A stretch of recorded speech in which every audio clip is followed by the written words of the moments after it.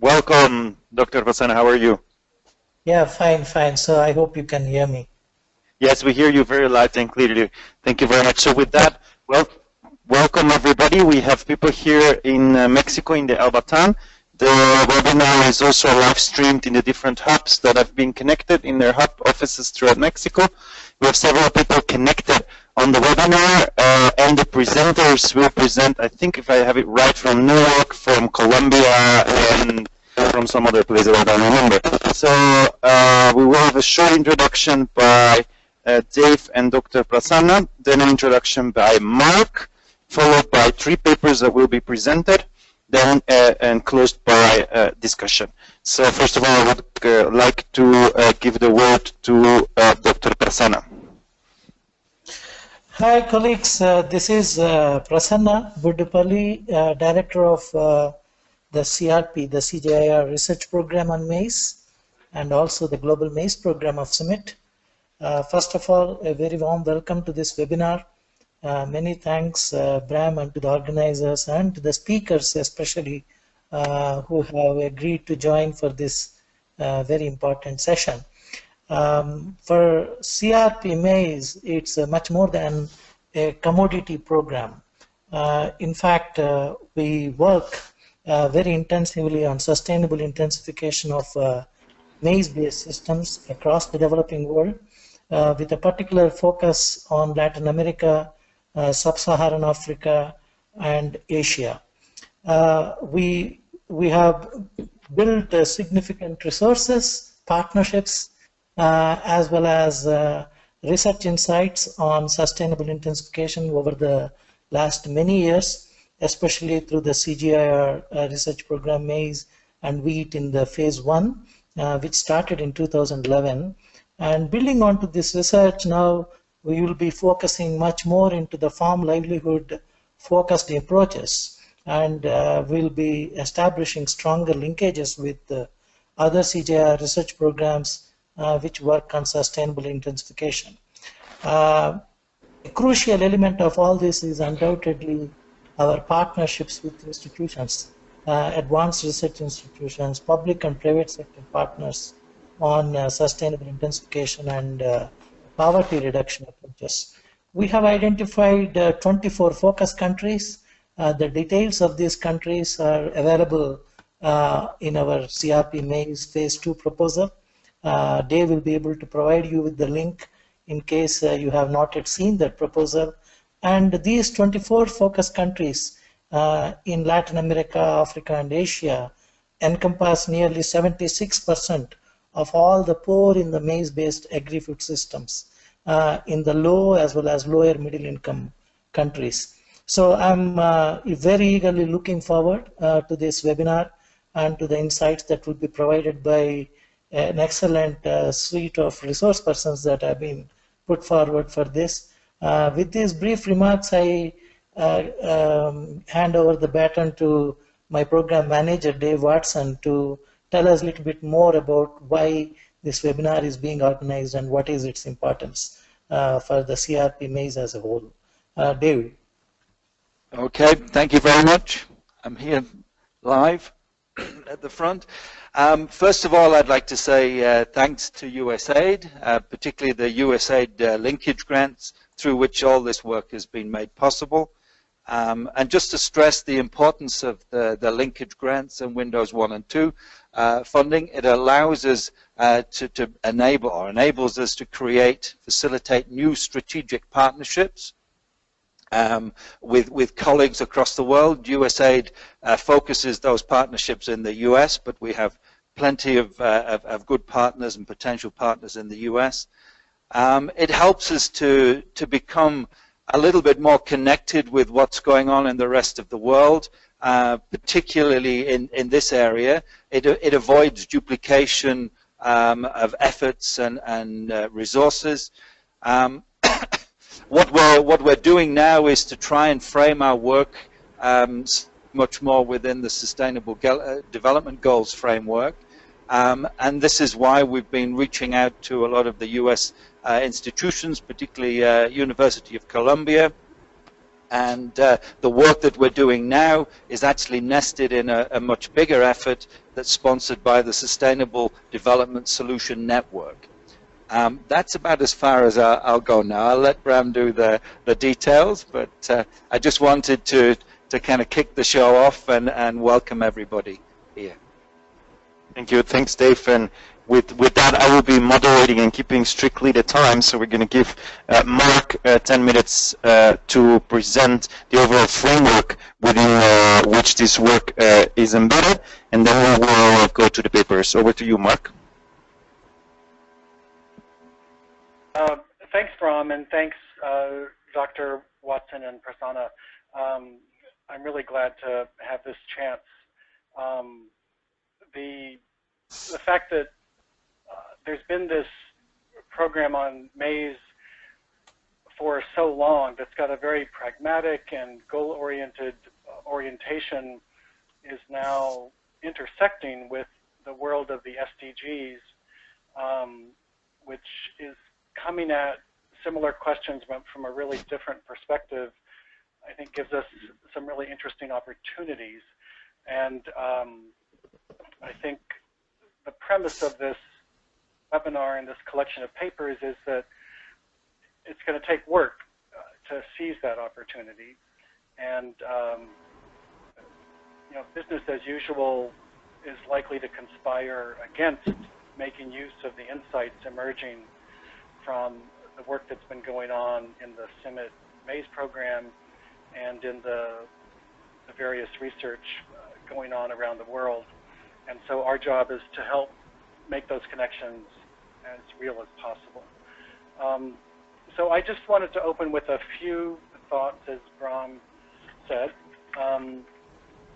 And so I'll just start by pointing out something that I suspect is obvious to most of us, and so I won't belabor it too much. The point is twofold, that the benefits of exercises in creating new data systems lie in the improved decisions that result from the data, and that the way in which data can improve decisions is a multifaceted set of mechanisms. And so my main point here is that, you know, we've all been working, you know, for a long time in different ways, trying to achieve better outcomes in complicated socio-ecological systems. And now all of a sudden, the Sustainable Development Goals are upon us, and there are these massive, fast-paced exercises that are spinning off of that are asking the question, what data system do we need to support the SDGs?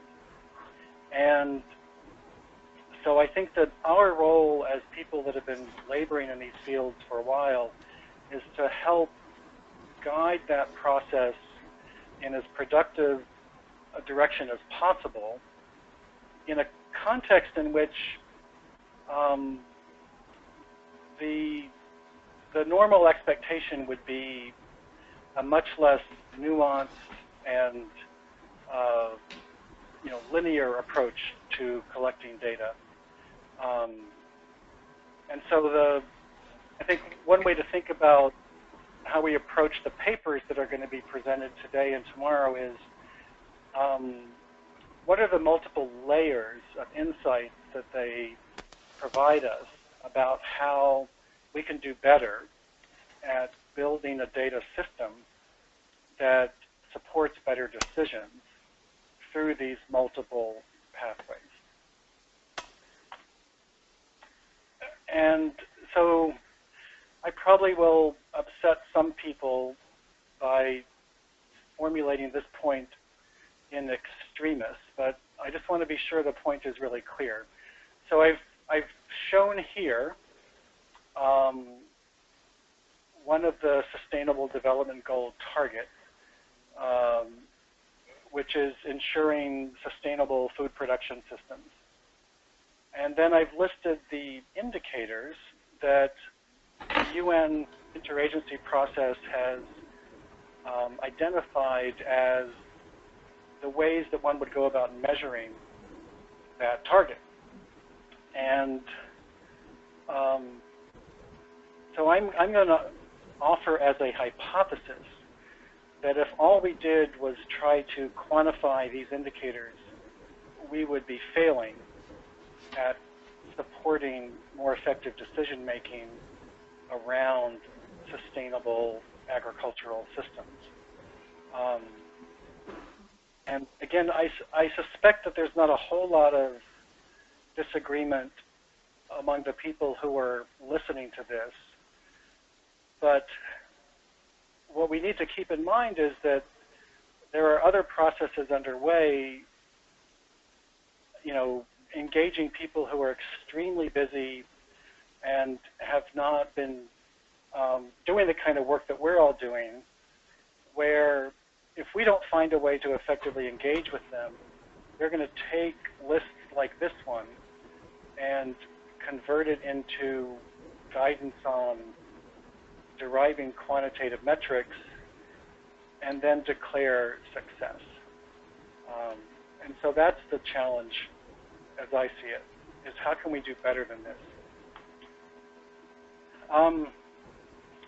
So this is a bit of a caricature, but I think there's one way of looking at the data design question, which starts with goals and targets and indicators, and then tries to derive data needs for the indicators that in turn are derived from the targets and the goals, and then contrast those data needs with what's available in a gap analysis exercise, and then takes the objective function of the data system as filling that gap. And, you know, it's a bit of a caricature, but I think it's fairly reflective of a lot of the work that's going on in thinking about what kind of data system do we need for the Sustainable Development Goals. And I would argue that it's alien to the way the CIMMYT Maize project has thought about the problem. It's alien to the way the research being presented today has thought about the problem. And unless we're just wildly off base, we therefore have an obligation to present our view and our findings in a usable, pragmatic way to the global process that is trying to figure this stuff out.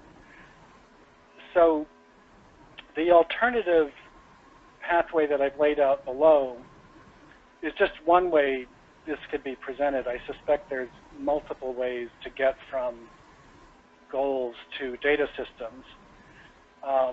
But what I've laid out here that I think we have in common is that we go from goals and targets not straight to indicators, but we think about causal pathways and scenarios and strategies, and we try to think about key decisions that are going to make the difference between heading in the right direction or the wrong direction. And we figure those things out through a combination of our science, our experience, our theories. It's not a simple linear deduction from the goals and targets.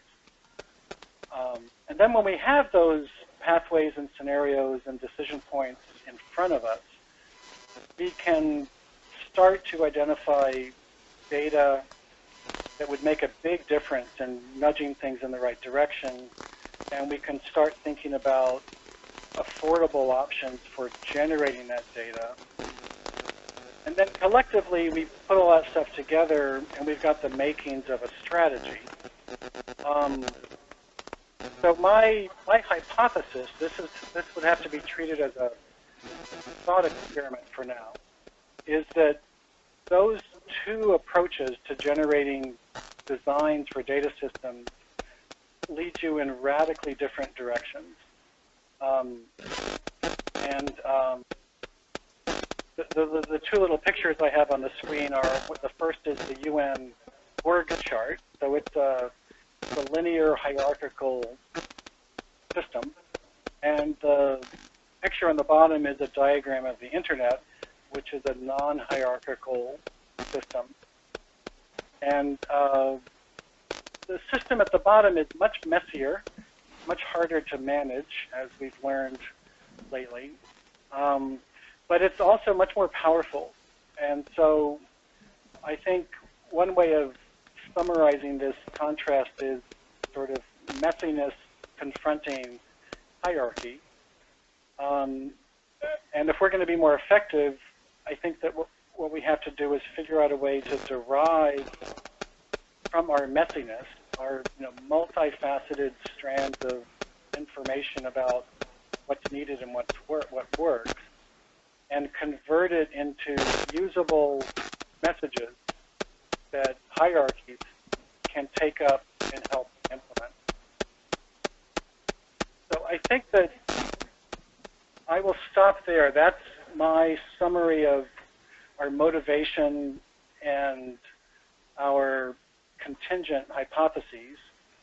And now we're going to hear from some of the papers that constitute raw material as inputs into the overall exercise. Thank you. Thank you, Mark. We will do questions about this presentation at the end of the seminar. So I would like now to go to the first paper. So there's a series of 5 papers. We will present 3 today and 2 tomorrow. The first paper is Spatial Heterogeneity, Market Participation and Orientation, a focus on maize producers in Tanzania. Mark is excused as he had a bad connection in South Africa, as is Cheryl Palm. But we have Naveen. Naveen is the assistant professor and extension economist at Louisiana State University Agricultural Center and has extensively explored issues related to water policy, water management, in crop production, economic evaluation of crop management practices, and economic assessments of soil-based ecosystem services. So over to you, Naveen, and it will be 15 minutes of presentation, and then we would have 5 minutes of discussion of that particular paper. Thanks. Thank you, folks. Let me see if I can pull this up. Can you all see my screen? We can see your screen. Excellent. Let's get it.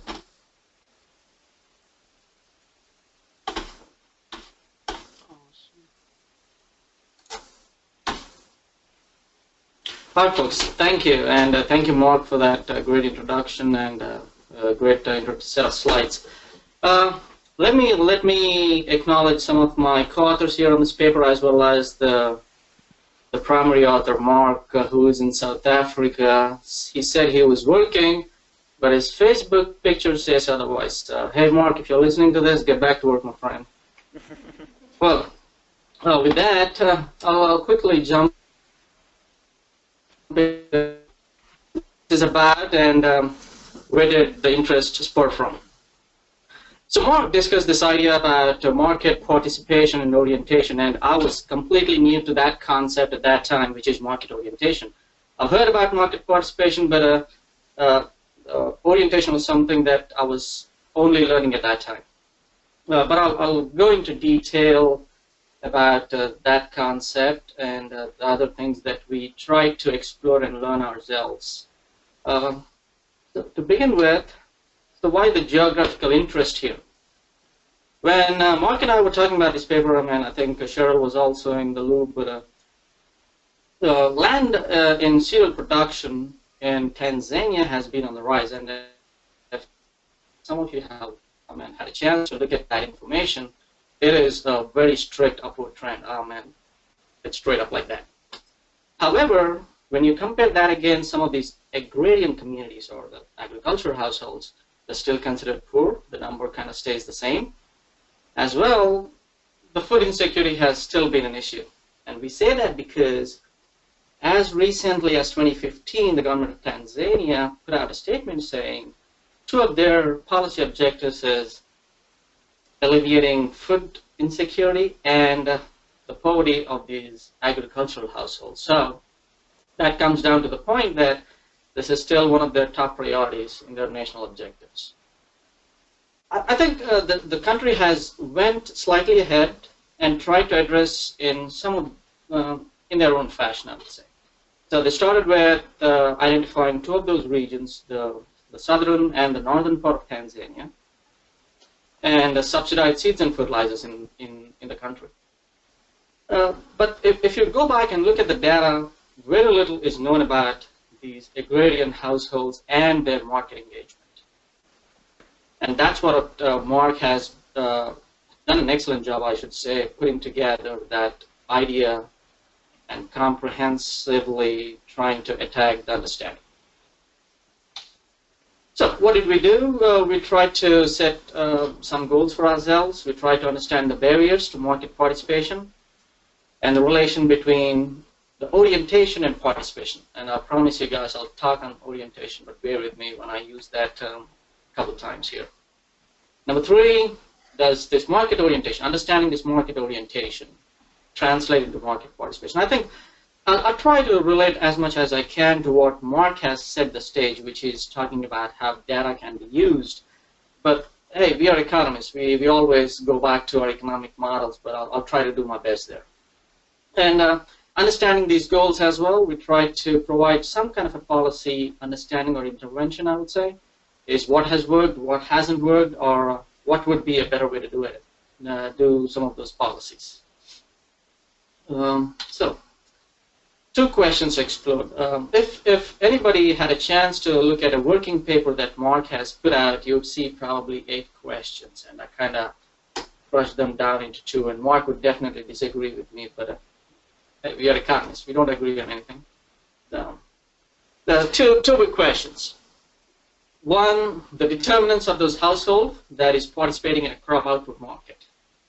Number 2, when we estimate this orientation, does that help us understand this market participation? And again, I will touch on this orientation very, very quickly. Here it is. So, as I said, I was new when Mark and I were talking about this orientation concept, but read a lot after that. So what it is a production decision that one or a household or a farmer per se makes based on what information he or she is getting at the time to make that decision. Example, we have a cropping season. We just harvested all our beans here in Louisiana. Now, the farmer is already ready to plow his field, purchase a fertilizer, talk with the fertilizer company, and any of the irrigation contracts that they have to get. So the decision making starts right after the harvest of the previous season. So, what is needed for a farmer to make those decisions? You need to know the price, you need to know the expected price, the fertilizer prices, the input availability, any policy regulations that are put in place that is going to affect that crop marketability. So those are the things that are needed for a farmer to make those production decisions. That's what market orientation is. You make your decisions based on the signals as well as your production conditions. And it is calculated as an index. And it's a very cool concept, and you'll quickly see how different households or these agrarian communities respond to the information that is at their disposal, and how our understanding is affected if we are looking only one side of the story but not the other. Okay. So it's calculated as an index. Two concepts merged together. One is a proportion of a product that is sold out of the total product you have. In this case, maize. How much have you sold in kilograms in relation to the amount you have actually harvested, and the amount of land that you allocate to this particular crop in relation to the total household homes. So it's calculated as an index, which means usually lies between 0 and 1. And how you interpret that, the bigger the number, the higher the household or enterprise is market oriented. Here is a slide that, there's a lot of numbers here, but focus on the one that is highlighted with that little rectangle. So that's our market orientation index for 1, 2, 3, 4, 5, 6, 7 regions in Tanzania. So remember, the number is ranging from 0 to 1. So it can go from as low as 0 to as high as 0.99. Probably 1 as well. But if you see those numbers, the smallest is 0.06 and the biggest is 0.13. And that's considered very low, meaning the households or the agrarian communities which are making these production decisions with respect to maize production, a little information at their disposal, or they're making those decisions not based on the information they have. It could be either. We couldn't draw that conclusion. But so that's how that orientation index is interpreted. And as every decision is based on several factors which influenced by several variables within and outside the system, same thing happens with the orientation index too. So what we did, we wanted to model market orientation index as a function of several variables, and those are a big list. Your age, sex, education, the resources that you own, and the resources that are at your disposal, which part of the region are you in, so on and so forth. Again, a lot of numbers, don't worry about it. I'm going to focus on 3 big ones that we felt that would provide some policy understanding as well as invoke some thought into what is happening. Land per capita.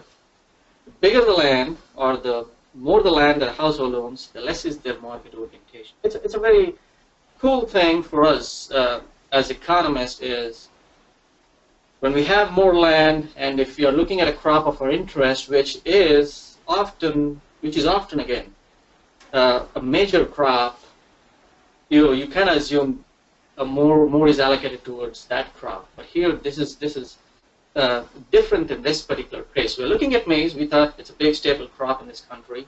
More of the land, farmers or the households would allocate more land to maize. That's not the case.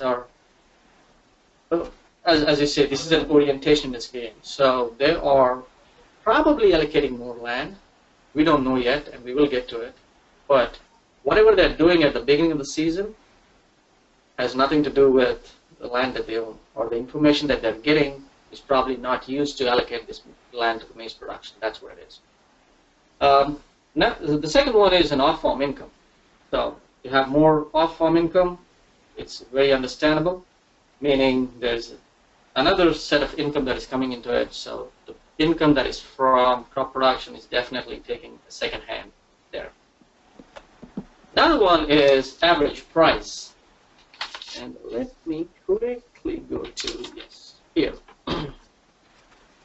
So as price of the product is higher, the farmers that are making their decision to whether or not to produce maize for that particular year is actually going in an opposite direction. And that kind of shows a drawback in information that is available at the market or not being delivered to a particular household or agrarian. Think about it in a very simple sense, folks. I mean, here in the United States, we have very good market signals, meaning a farmer has a good expectation using an USDA baseline, what is happening for the next 5, 6, 7, 10 years, assuming a reasonable assumptions with the supply and demand. And here, this is the case where the information is sending a different signal. Either the farmers are not able to get that information in a timely fashion, or the information is entirely inaccurate. And we, Mark and I and other authors, we were inclined on the former one, which is the information is not getting to them in a timely fashion. That's what the direction of the variables are in opposite direction. And I've been saying why market orientation is a very cool concept, because orientation is only a decision that is happening at the beginning of the season. Now, what is happening, whether these people actually are participating in a maize market, is completely surprising to us, and I'll show you that in a bit. So this is our second part. 4 more minutes. 4 more minutes. Sounds good.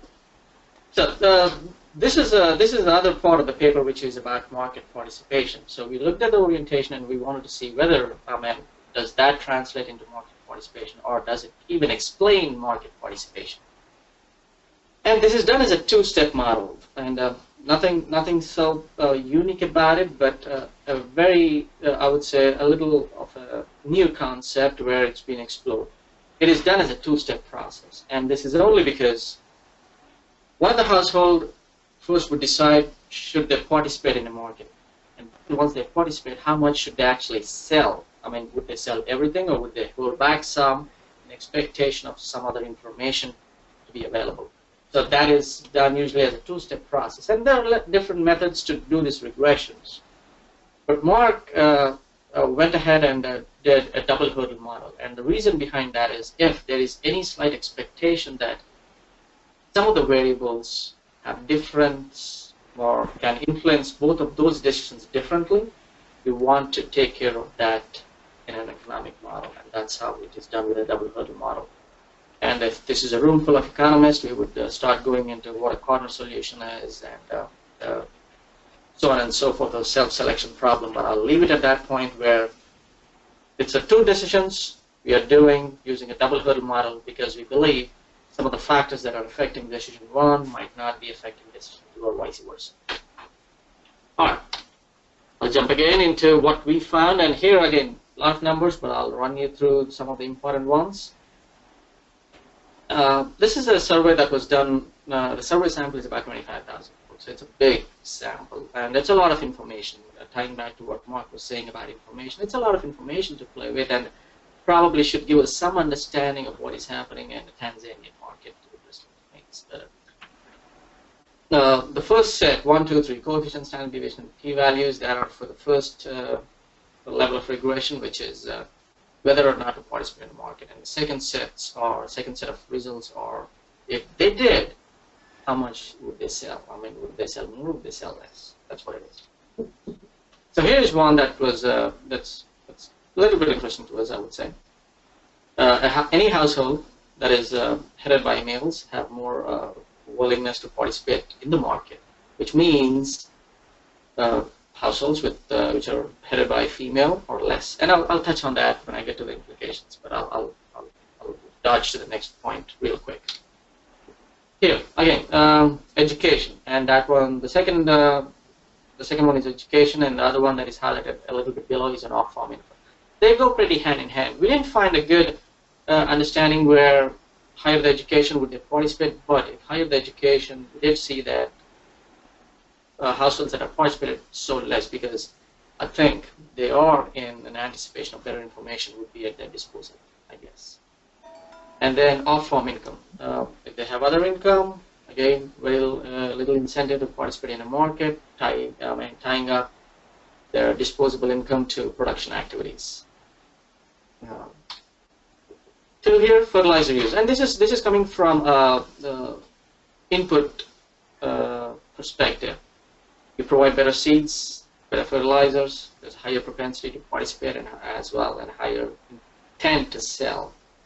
And this goes back to my first point, where countries are trying to do in some of these developing nations, trying to subsidize their inputs in an anticipation that it would entice some of these households to participate in the market, where exchange of goods happens for some economic growth. Then here comes what are some of our I would say infrastructure that is available, or let's say as simple as a radio, mobile, bicycle, motorcycles. If some of those needs are met, or I would say simply as transportation needs, if transportation needs are met to some extent, we would see increase in participation as well as how much they would intend to sell. And some of these things are not surprising, very expected, didn't take us by surprise, but this is one that definitely took us one. Again, as average price goes up, there was less intent, or the direction was going in an opposite direction. Again, it goes back to the same point. If prices have changed from the beginning to the end, when they're making a production decision, price information is not correct, they're less oriented, and the price information is not right at the same time, when they have made a decision to produce, and the expectation that the price would go low, it wouldn't meet their threshold that they would make money, there's always an intent to hold back on the produce, then anticipation to sell more. And if that doesn't happen, it goes back to consumption. And here, market participation and consumption are so much tied together, and that's where this relationship is very evident. All right. I know I've speeded up a little bit, but I'll get to the implications here, and I'll be happy to answer if you all have any questions. Though. But implication again, we want better information. Again, the timing of that information is so important, and it comes at the beginning of the season, beginning of the production season, ending of the production season. That has a very, very big impact when making production decisions as well as in participation in the market. Mark slightly touched in his paper talking about government buying programs. So this is coming from a supply perspective, meaning if there is a supply that is exceeding the demands, meaning when an expectation that the price is going down, programs like a government buying program are becoming really handy. But again, I'm slightly unfamiliar with the Tanzanian market as much as Mark would, but the government programs of such magnitude usually are attacking the supply side of an equation. Number two, transportation infrastructure. As we told, bicycles, motorcycles, and Mark has been to Tanzania a couple of times, and that's what he's been talking about all the time is transportation infrastructure is not so great, and that would probably come in handy to some of these farmers. Three, transaction cost, and that goes back to price, folks. So there's a big story we can tell, and we can talk for a few minutes here. Farmers have a couple choices. Either they can take it directly to the market or sell it to a middleman. Then he or she would get a price from this middleman, and that is what is called as a transaction cost in an economic perspective. Meaning, a middleman is a price. If the price is decided by the middleman, the farmer usually gets a lower price than what he or she would probably or potentially be getting at the market, and minimizing these such kind of a transaction cost would come in very handy in these countries which have poor agrarian communities, I'd say. And finally, I said I'll touch on it at a later time, where households, male-headed households, are more likely to participate in the market. So, if Mark and I have another paper where we talk about remittance receipts, and I'll very quickly make that point. I won't take much time. So there were a lot of households in some of the sub-Saharan African countries that Mark looked into in his previous paper, where majority of these households, the head of the household was either living in a different country within Africa or in a developed nation somewhere else. Meaning those are the households that have been headed by females. So most of the decisions that are happening at home are made by females, although some of the influence is coming from an absentee household head. And those are the things how females play a critical role, and not integrating them into a value chain can significantly impact the economic growth as well as market exchange and tackling that food insecurity within a household as well as nation as a whole. So that's what I have from this paper, but I'm happy to answer any questions, and I will end with my slide right here. Thank you very much. We have only time for one question, so I don't know if there's one question from the audience or from the people online. I will check first in the audience here. One question. Question on this particular paper. Anybody online has a question? We have 24 people online, no question online. So we will go. Thank you very much. Bram, can you hear me? Go ahead. Yes, please. Yes. Yeah, just a quick question to Naveen. Naveen, this is Prasanna. I'm based in Nairobi and head the Maize program of Summit. Thanks for this very interesting presentation on market orientation.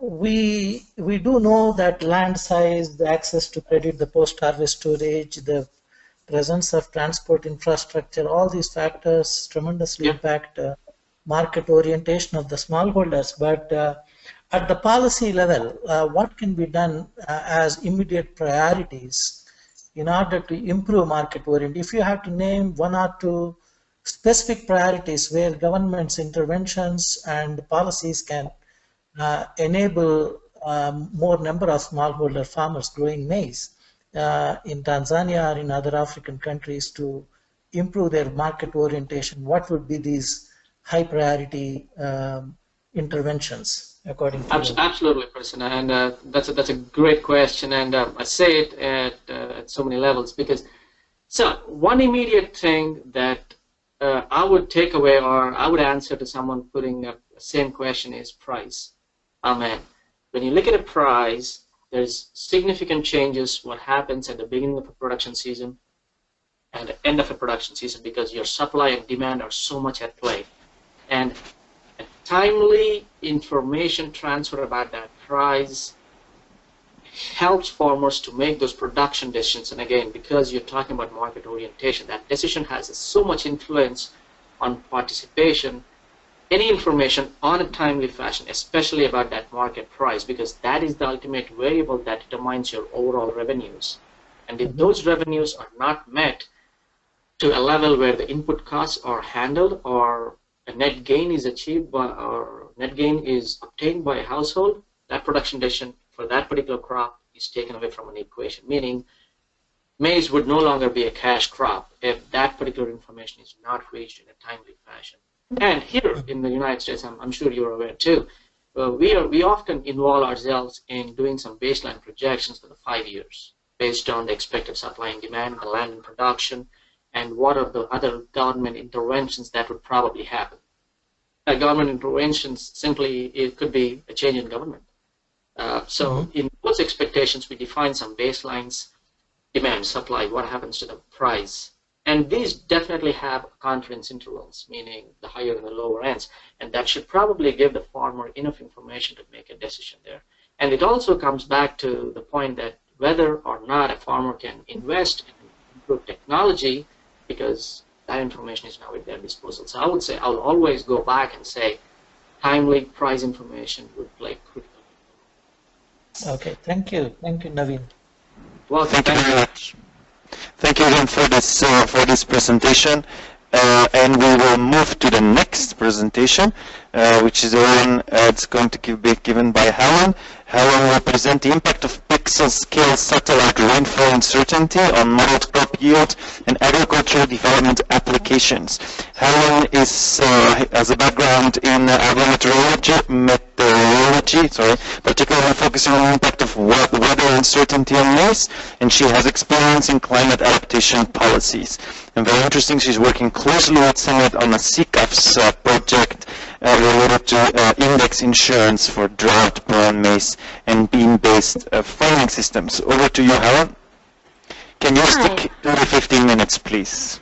Okay. Yeah, I have a stopwatch going next to me to try to do that. Can you all see my screen and can you hear me and see me? All fine here, loud and clearly. Wonderful.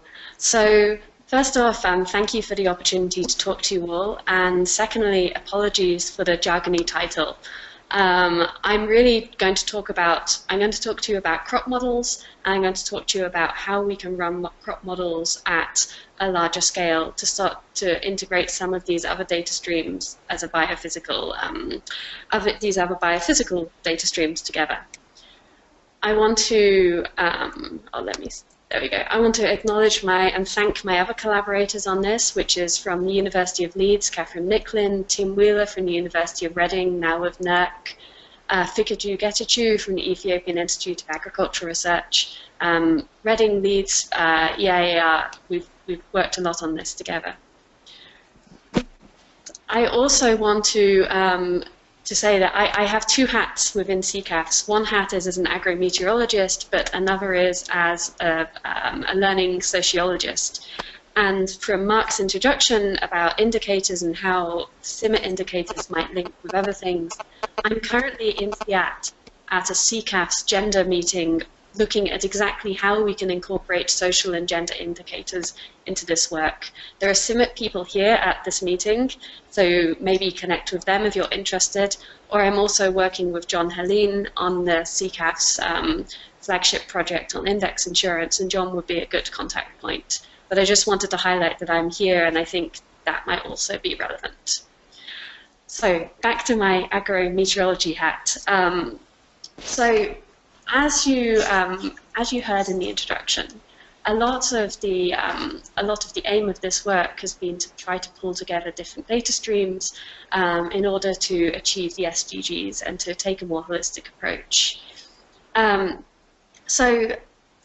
way you can do that is through crop simulation modeling, as looking at the biophysical side. So crop simulation models have been around for a long time. They've been around for decades, but they've recently had a recent resurgence in interest for a few reasons. One is because of the climate change research that's going on at the moment. Crop models are great for looking into the future. You can use virtual weather data with them. Another is because of the integrated assessment models that has started to be talked about. You can link crop simulation model output with economics models or with social models, or you can start to use it to essentially as a virtual lab. So I want to talk a little in this talk about how crop simulation models are being used these days, which is different, I feel. I feel that over the last few years we're transitioning into a new way of using crop models. And also about, well, one of the reasons we like using them is because you can move away from your area of your test area. You can move away from your field trial. And one of the tools you need to do that is to look at gridded weather data. So I want to talk to you about one specific example of how we could run crop models over a larger area, and that's through satellite rainfall and the challenges and advantages of doing that. So for those of you who are new to crop models, they're just a collection of mathematical equations dressed up normally in a fancy black box. So they are a series of equations that integrate plant information, weather information, management information into some desired output, typically yield or biomass. And as you might expect, there are a lot of ways you could mathematically link, or you could mathematically describe the growth and development of a crop. In fact, at last count, I believe AgMIP has collected 21 different maize models, for example. So these have different attributes. Some are very detailed at specific field scale, or even looking at the impact of climate and management on an average plant. And so these tend to be APSIM, DSAT, WILFOST, and these are looking really how an individual plant might grow and develop. For example, you're looking at leaves unfurling and looking at how that would then infer the growth and development of your field or your area or your larger area. There's also recently been a recent resurgence in these intermediate scale models, which tend to be a little bit simpler so that you can run them at a larger scale. For example, GLAM, EPIC, and CropSyst, you often can run those with larger scale climate information or with GIS models. The reason you can do this is because they require less input information. APSIM and DSAT, WILFOST, they might require information such as individual row spacing or exact fertilizer management, which is difficult to find information over a larger region. And you also have these simpler statistical models, such as water-based water satisfaction indices, or statistical models, which are, again, they're also useful, but they won't give you this complex nonlinear interactions between plant, weather, cultivar, and management. And really, the first thing that I've learned with crop modeling and my work with it is that there is no right model. There is no right way to use a model, and the crop model is only adequate when it satisfies its objectives. Often people might use the crop models to understand the development of a plant itself. For example, do we really understand how maize grows and develops? Can we use it to support field trials? Can we mathematically understand those processes? We often use it for future climate or an area where there's no way you could possibly know the weather, and so you can run simulations. You can use it to extend and supplement and understand field trials beyond their calibration area or beyond that field. You can use it to look at case studies. Something I use them a lot for is to look at a given bad year or a given drought within the insurance industry. What was it about the climate or the management that caused that issue? Was it the interplay between climate and soil, or was it some other reason? And finally, people are using them now a lot for end user applications such as insurance. Drought insurance, some insurance products are based directly off crop models. Many use crop models as part of that design process. And so, as you might guess, most of these processes, and as I alluded to, most of these uses of crop models require taking models beyond the field, beyond like your field trial areas. This is a new challenge. Well, it's not a new challenge, but it's a challenge we're increasingly facing. And one of the problems is getting adequate data to be able to do that, to be able to extend it beyond its area of calibration. One problem is that real-time, internationally available rain gauge data is very limited. And I don't know if you can see the little green dots on this map of Africa, but that was the rain gauges that reported yesterday to the Global Tenor Collection Service of the World Meteorological Organization. And you can see that although in Ethiopia, I know there are several thousand rain gauges, well, I think there's 1,200, only 20 of them are available internationally, or similarly with many of the other countries. So often weather data used to be a constraining factor to do this. People are now starting to use things like satellites or numerical models to do this instead, or to complement rain gauge information. One, at the moment, as you can see from this image on the bottom left, I hope it's a schematic, not a photograph, there are currently 560 satellites in space, I believe. About 30 of them are looking at meteorological tools. We currently have about 8 or 9 different satellite rainfall estimates, for example, going back 30 years. But the problem is, and we also have numerical weather data, but the problem is that crop models were traditionally designed at a very small scale. They were designed to look at these field-level relationships, or even plant-level relationships between, say, waterlogging and the amount of rainfall, or the links between soil and dry spells. But we're now looking at weather data at a much larger spatial scale, and often management data at a larger spatial scale. And so the new challenge in crop modeling is how do you interlink those two things?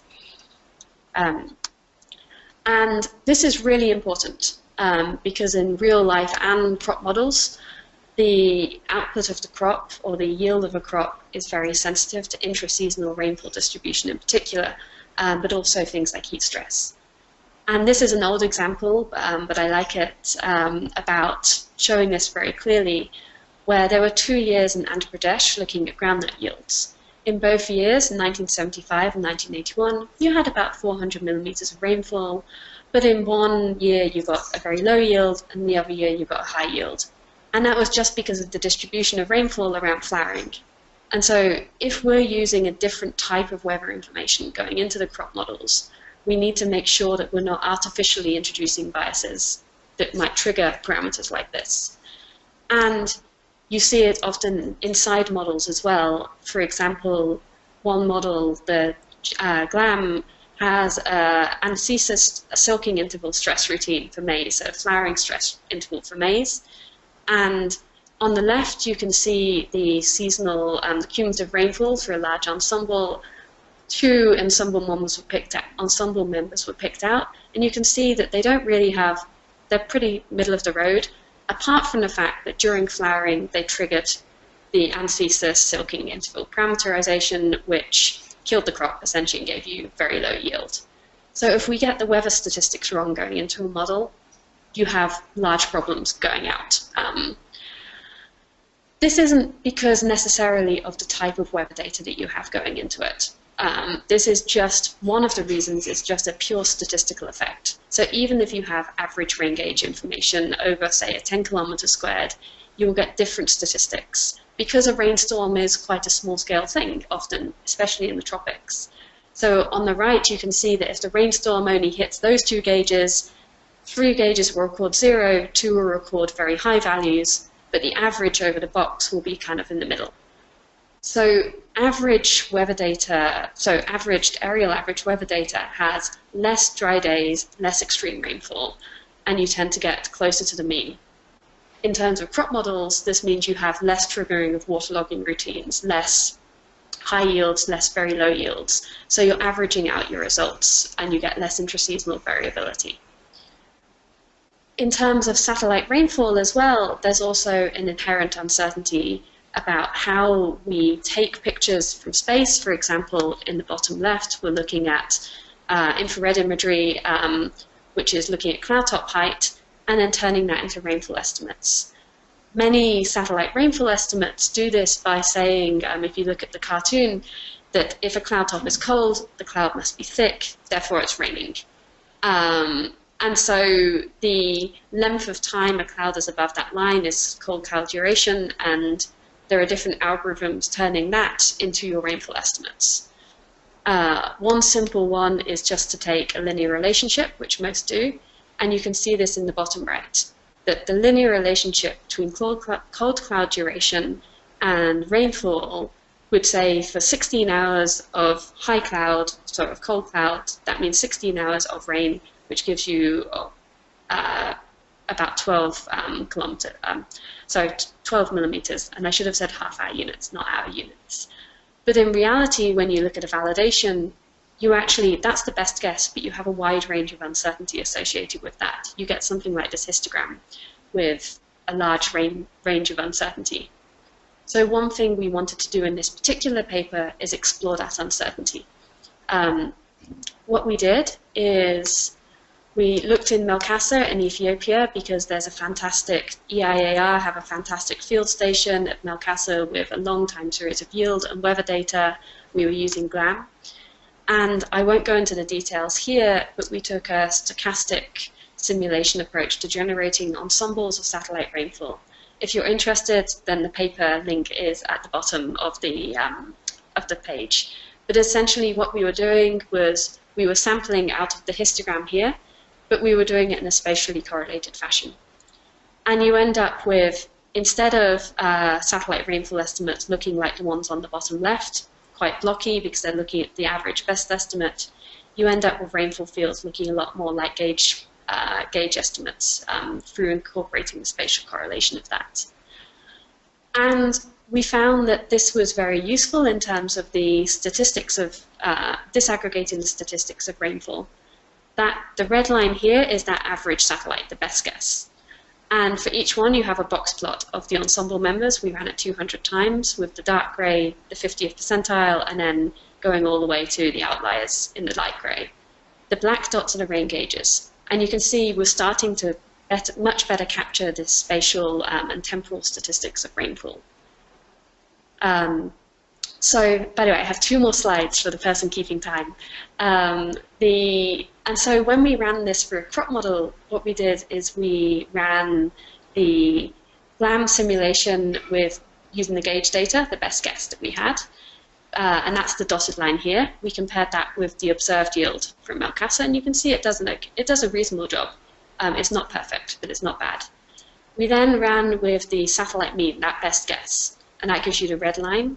And then we ran the model individually with all 200 ensemble members, which gives you the blue box plot at each step. And you can see that using this ensemble approach to disaggregate the rainfall data actually allows you to recreate these point-based statistics and starts to pull the model back to the annual, so it gives you more interannual variability, especially in these drought years. The model is giving you a much wider range. It's showing you there's something going on. And so basically we think, well, this is one way that you could use satellite rainfall data to explore the uncertainty of crop model output.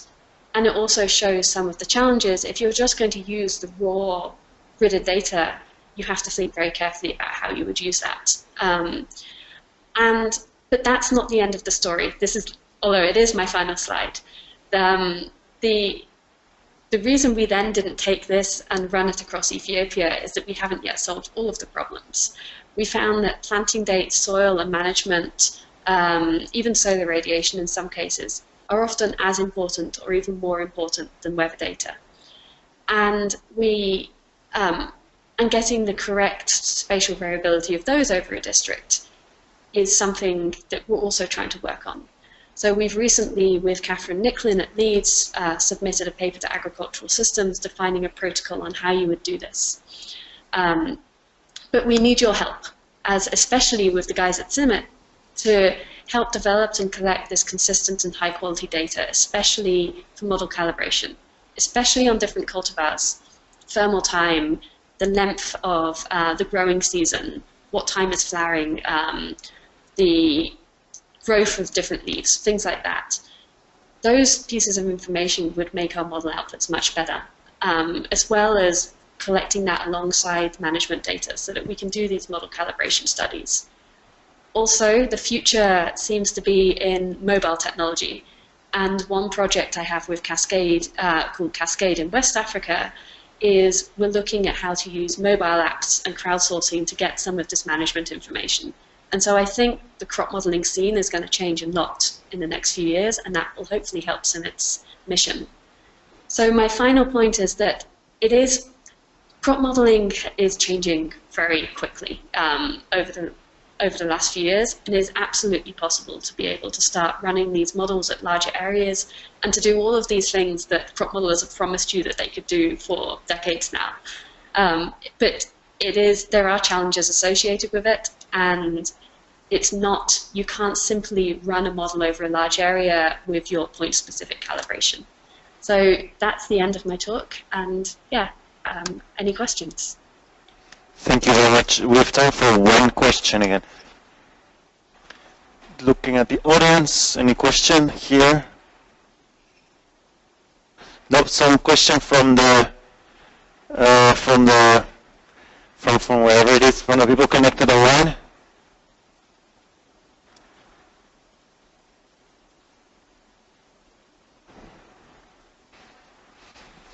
Helen, I have one quick question. Please, short, quick answer. How would you use your findings to come up with a final product for a farmer, let's say related to risk mitigation and insurance scheme? Well, the quick answer is I think you use it at an intermediary stage. You have two options. One program like Asareka takes these sorts of models to farmers and calibrates it on farm. And there's a lot of CCAS projects at the moment looking at how you can take soil kits out to a farm. You could also take a crop model out to a farm if you can make it easy enough for the ag extension person to run, to help them look at a very small level. But I think we're finding that it's equally as important at a meso level, looking with, say, index insurance designers, or looking at these case study approaches, or with food security specialists. So I think that these are useful tools in linking some of your very field-specific research up to policy or up to, say, disaster risk management or insurance company level at a meso scale. Okay, thank you very much. So thanks for the presentation. Go ahead. Yes, please. Yeah, Helen, thanks for that very interesting presentation. Prasanna here from Nairobi. I have one persistent question to all crop modelers. Why is it that the crop models right now do not take into account the biotic stress risks? We talk only with regard to the abiotic stresses and weather-linked aspects, but our recent experience in Eastern Africa shows that biotic risks like maize lethal necrosis, for instance, in Eastern Africa are tremendous threats to food security and productivity of smallholder farmers. Why is it that we still do not have crop models taking biotic stress factors into account? I think there's two answers to that. One goes back to my original comment at the beginning that your use of a crop model depends on what you want to use it for. And so maybe for example, these intermediate level crop models don't even include fertilizer applications because you're trying to look at a regional scale effect of climate, not the effect on an individual field. It's using transpiration efficiency instead of photosynthesis. But I think for these detailed point scale modelers, now I think it's the next big challenge in terms of them, in terms of their work and design. There's a lot of work at the moment, say through AgMIP and other programs on standardizing and understanding the difference between the crop models. And really, I think it's going to be the next suite of funding calls, well, funding applications for that. And so if now might be the time to go back to your modelers and say we should put something in, sort of put some funding in, or apply for some funding together on this, because also the crop modeler designers don't necessarily have the expert knowledge needed to add that capability in. Yep, okay. That sounds reasonable. Thank you. Thank you very much. With that, we go to the last paper, which is implications of land and human capital endowment on labor allocation decisions among staple producers in Tanzania, and will be presented by Dr. Raj. Dr. Raj Gupta holds a PhD in agricultural economics from Texas A&M, and an MA in economics from the University of New Delhi. So over to you, Dr. Gupta. Please stick to the 15 minutes. Yeah, good afternoon, everyone. Thank you for the opportunity. I will definitely stick to the 15 minutes timeline. My co-authors are Mark and Cheryl Palm and Kyle DeRose. The topic of our discussion is implication of land and human capital endowment on labor allocation decisions among maize producers in Tanzania. So what is the motivation? Are you able to see my screen? Yes, we're fine, but if you can put it up full screen would be better. Okay, I'll do that. Okay, is that better? Yes, we're fine now. Go ahead. Okay, so the motivation for this study is that labor is really a critical input in the production process, agricultural production process, and therefore the labor allocation among households is really important.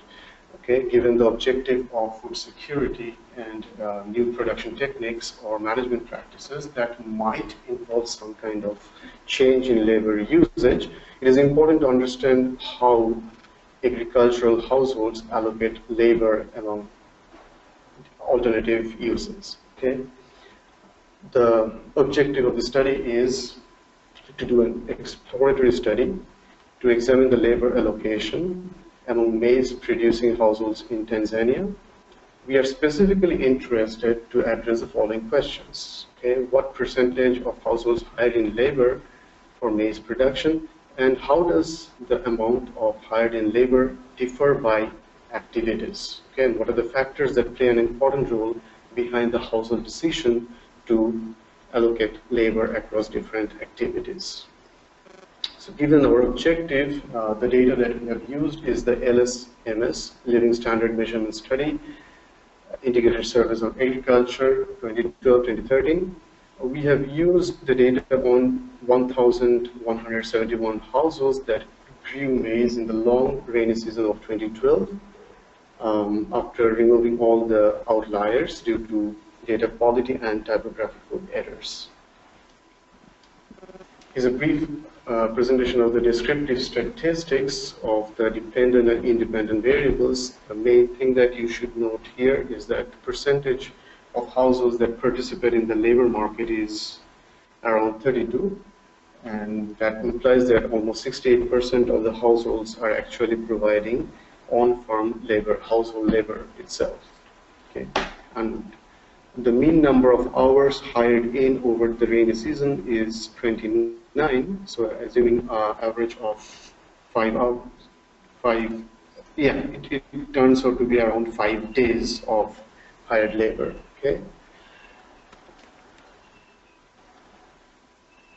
What we found that as the land per capita increases, there is a monotonous increase in the hired labor up till 1.5, and after that, as land per capita increases, the hired in labor goes down. So that is one of the important findings.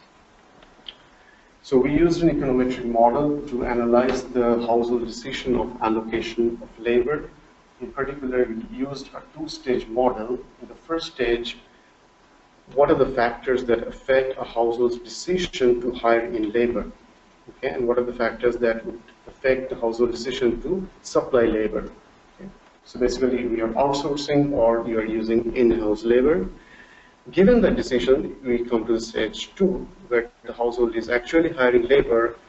How much quantity, okay, of labor is actually hired in? So it is basically a double hurdle model. I'll briefly go over the major results here, the highlighted ones. The land per capita, we see a positive effect on the decision to hire in labor as well as on the amount of labor to hire. The wage rate, as expected, is found to have a negative effect on the decision to hire in labor and the amount of labor hired. Okay? And it's also significant, statistically significant. Education, which is one of the critical factors that we are looking here in this paper, education is found to have a positive effect on the decision to hire in labor. What does it mean? That if a household has a large number of people who are educated, they would like to migrate to the urban sector or other areas where there is opportunity costs. The opportunity cost of staying in the agricultural sector is really, really high for them. Therefore, they are more likely to supply off-farm labor. In other words, they would be more likely to hire in labor.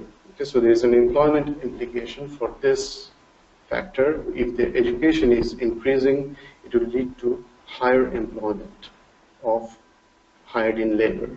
Okay? The location is also an important statistical factor. We find that if the household is located in a rural region,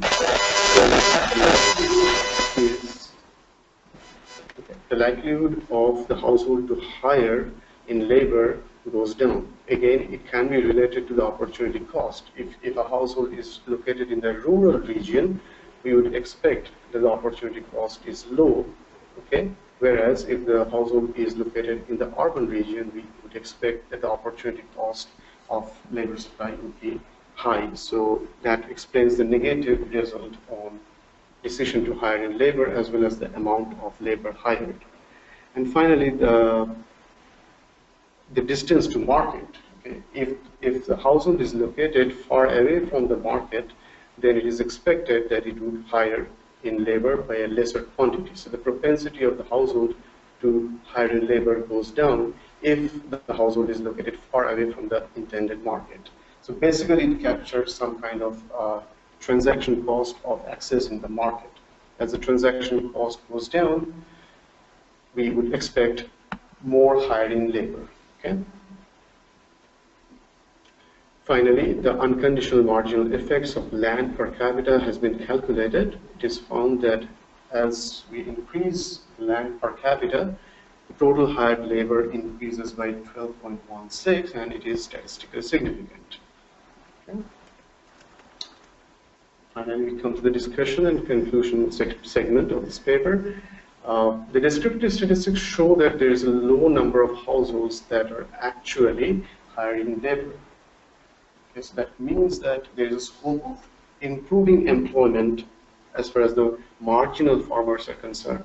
Okay, and how do we do that? This paper is basically telling us that if we increase the education attainment of the household, that can lead to significant effect. Okay? We also find that the relationship between the land and the hired-in labor is not linear. It is possible that at the low level of land per capita, there is... Okay, are you all able to hear me? Because I'm getting a message here. Hello? Yeah, we can I hear can you. hear you online. Okay, you can hear me. Okay, I was getting a message that there's a network connection difficulty. Anyways, all right. So the relationship between land per capita and labor is that it's not linear. So at the low level of land per capita, we expect that hired-in labor is going up, whereas at high level of land per capita, where there's a possible substitution of labor with machineries, we can expect that it would lead to higher in labor increase. Okay? That will lead to an increase in employment of hired in labor. We also see a small but significant increase in the hired in labor due to the increase in land per capita. That leads to the conclusion. I'd be happy to take any questions at this moment. Okay, thank you very much for sticking very well to the time. We can take some questions, but I would also like to mention that Mark, the main author of the two first papers, so Mark Musumba is also now online. He seems to have gotten some connection in South Africa, so if also is available also to answer questions. So questions to this paper. Questions here? Questions from people online?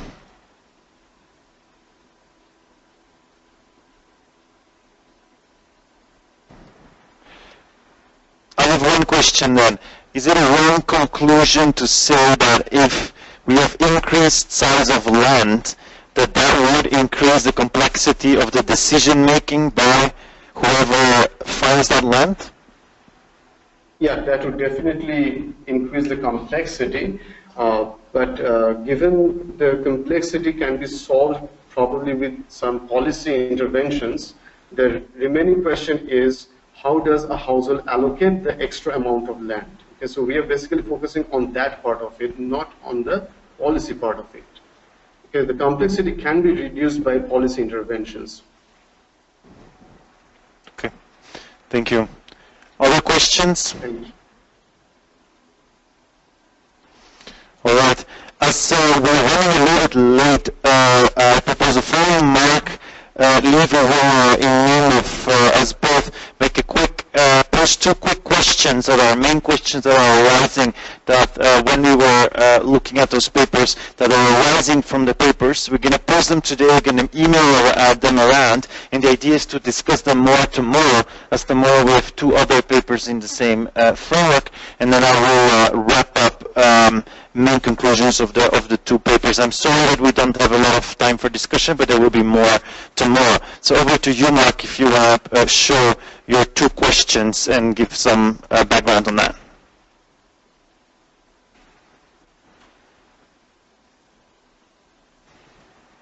Okay, I think we cannot hear you. Just 1 second.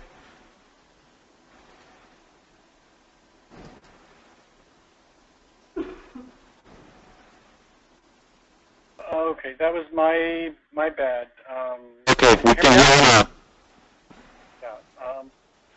So I was just thanking Naveen, Helen, and Raj for great presentations on really rich papers, and there's a lot of meat in there. And so what I'm quickly summarizing here are just candidate questions that came to my mind that link the insights from these papers to the overarching questions. The thing I seized on with Helen's paper and her colleagues is she has shown just one example of a very clear-cut way to add value to analytic processes targeting decisions by carefully exploiting the information that can be gleaned from satellite data. And so I put this in the broader category of combining information streams, not randomly shoving them into the same box, but by being very sensitive to the purposes of the analysis, the particular uncertainties and precisions and accuracies that come along with each information stream, and kind of optimizing the value of the information from the overall exercise. And I think she's shown that that's something that we now know how to do. But when you look around at the kinds of data systems that people are recommending